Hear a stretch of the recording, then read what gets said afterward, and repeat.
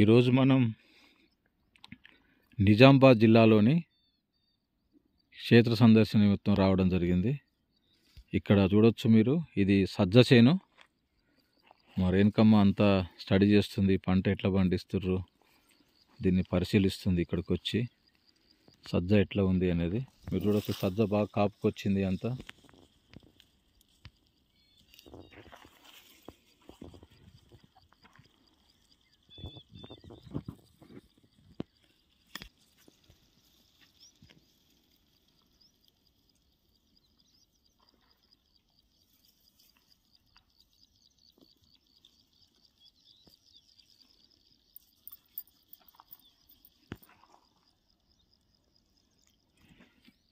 మరి వెనకం ఏం చేస్తుందంటే సజ్జ ఎట్లా ఉంది, దీని గింజ ఎట్లా ఉంది అనేది నలిచి పరిశీలించి చూస్తుంది.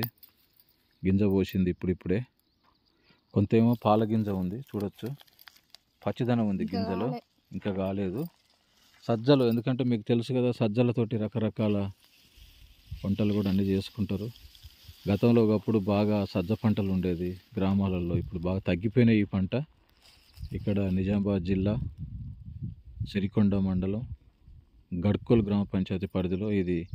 ఇక్కడ మొత్తం బాగా పసుపు, కుసుమ, నువ్వులు, సజ్జలు, మొక్కజొన్న బాగా పండిస్తారు. ఇక్కడ చూడవచ్చు, ఇది బలమైన భూమి. ఈ భూమిలో ఇంతకుముందు గతంలో పసుపు వేసి, పసుపు పంట అయిపోయిన తర్వాత రైతు వేసవి దుక్కులు దున్నుకొని రెడీగా పెట్టుకోవడం జరిగింది. నల్లటి భూములు, బలమైన భూములు. ఇక్కడ సజ్జ పంట రెడీగా ఉంది ఇప్పుడు పంట కోతకు. ఇంకొంచెం ఇంకొక 10 రోజులు పోతే పంట అంతా కూడా రెడీ అవుతుంది.